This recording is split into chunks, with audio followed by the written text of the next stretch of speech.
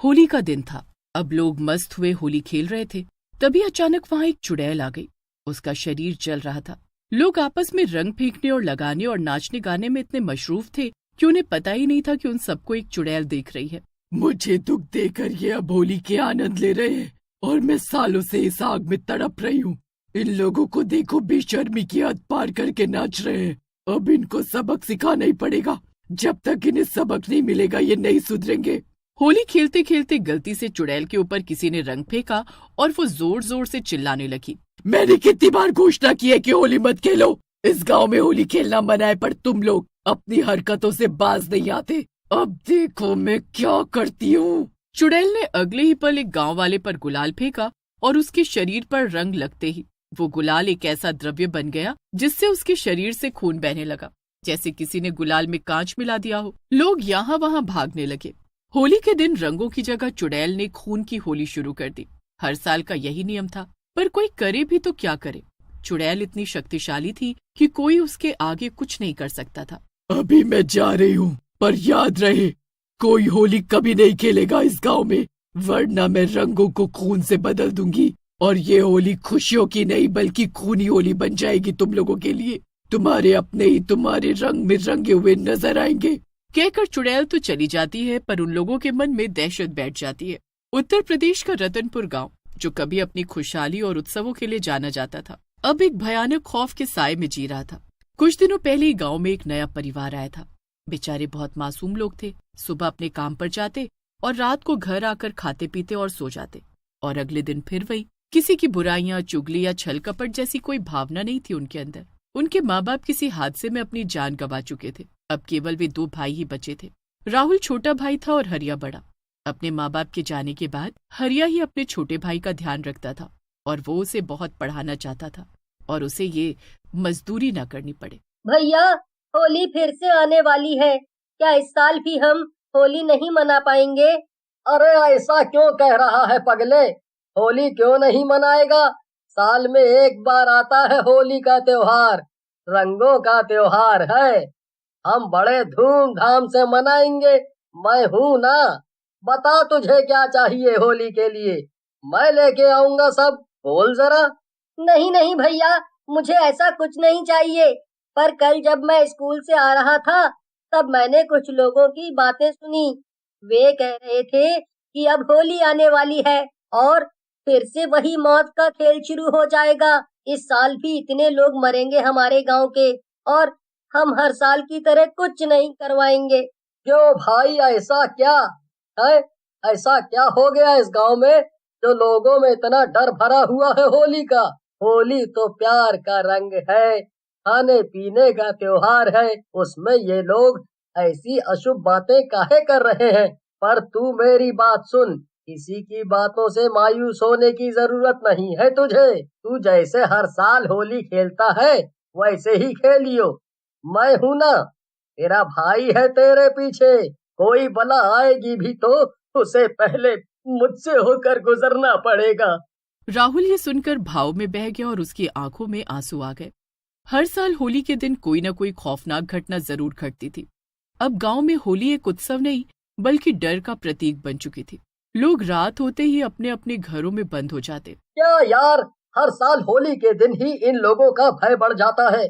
उस वजह से हम ढंग से होली भी नहीं मना पाते। सारे बड़े लोग आकर गुस्सा करने लगते हैं और फिर अब सब अपने अपने घरों में घुस जाते हैं। इस बार गांव के कुछ नौजवानों ने तय किया कि वे इस डर को हमेशा के लिए खत्म कर देंगे। आनंद, सीमा, रवि, पूजा और दीपक, ये 5 दोस्त गांव के सबसे साहसी युवा थे। उन्होंने तय किया कि इस बार होली का बड़ा आयोजन करेंगे। सुनो दोस्तों, मैं क्या कहता हूँ, एक बार पुजारी बाबा के पास चलते हैं, उनसे सलाह ले लेते हैं। जो हम कर रहे हैं क्या वो सही भी है? क्यों, हम गलत क्या कर रहे हैं ऐसा? मेरे हिसाब से तो कुछ गलत नहीं है। हाँ, पर एक बार पूछने में क्या दिक्कत है? चलते हैं उनके मंदिर। वे लोग मंदिर में पुजारी बाबा से मिलने जाते हैं, पर वहाँ जाकर उन्हें पता चलता है कि बाबा तो 2 दिन से मंदिर आए ही नहीं। मंदिर में साफ सफाई करने वाले ने बताया कि उन्हें 2 दिन पहले देखा था। लेकिन अंकल, 2 दिन पहले जब वो आए थे तो कुछ कहा क्या उन्होंने आपसे? हाँ, उन्होंने होली से पहले होने वाले हवन की तैयारी करने के लिए कहा था। कह रहे थे कि सारी सामग्री और व्यवस्था शुरू कर दी जाए। जिससे 2 दिनों बाद जब पूजा करनी हो तो कोई विघ्न न आए। पर उसके बाद से फिर खुद ही नहीं आए आज तक। क्या उन्होंने कुछ और भी कहा था?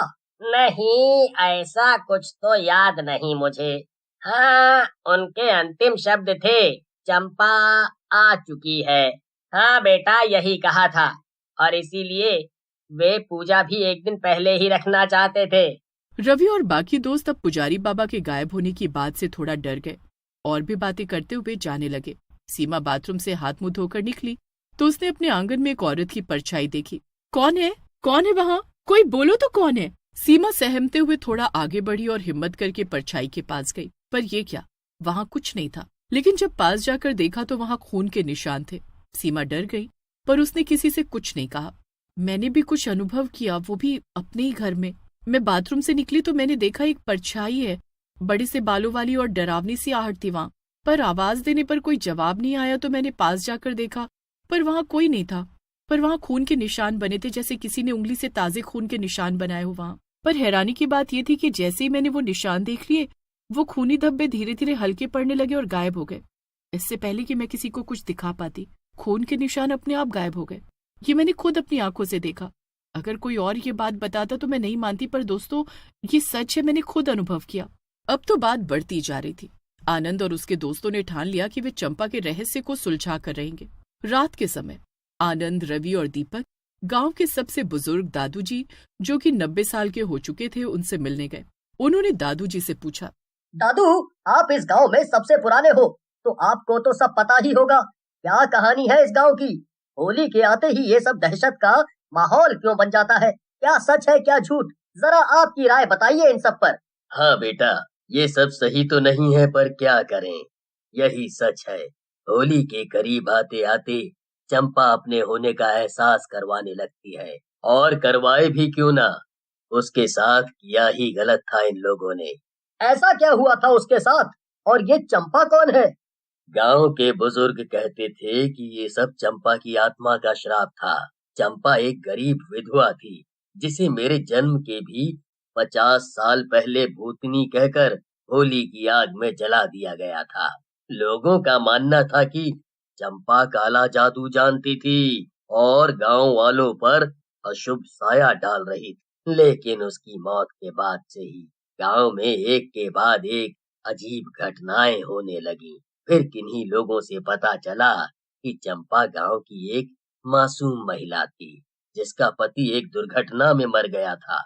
गरीबी के कारण वो दूसरों के घरों में काम करके गुजारा करती थी, लेकिन गांव की कुछ घमंडी औरतों ने पर काला जादू करने का झूठा आरोप लगा दिया, और गांव वालों ने बिना सोचे समझे उसे होली की होलिका में धकेल दिया। ये सुनकर सभी सहम गए, लेकिन अब आनंद और उसके दोस्त इस श्राप को खत्म करना चाहते थे। होली का दिन आ चुका था। गांव वाले डरे हुए थे, लेकिन आनंद और उसके दोस्तों ने गांव के चौक में पंडाल बनाया था होली खेलने के लिए। हवा में एक कर्कश आवाज गूंज उठी, रुको, इस बार की होली आखिरी होगी। आनंद और उसके दोस्त इस दहशत का सामना करने के लिए तैयार थे। अब आनंद को समझ आ गया कि उसे इस श्राप को खत्म करना होगा, वरना हर साल ये खूनी होली चलती रहेगी। गांव के सभी लोग मंदिर में इकट्ठा हुए और एक विशेष पूजा की गई। जैसे ही मंत्र पढ़े गए, चुड़ैल की चीखें गूंज उठीं। एक आखिरी चीख के साथ चंपा की आत्मा राख में बदल गई और वो हमेशा के लिए गायब हो गई। गांव में पहली बार शांति महसूस हुई। अब होली पर कोई खून नहीं बहा, रंगों में कोई जहर नहीं मिला और गांव वालों ने खुशी खुशी होली मनाई।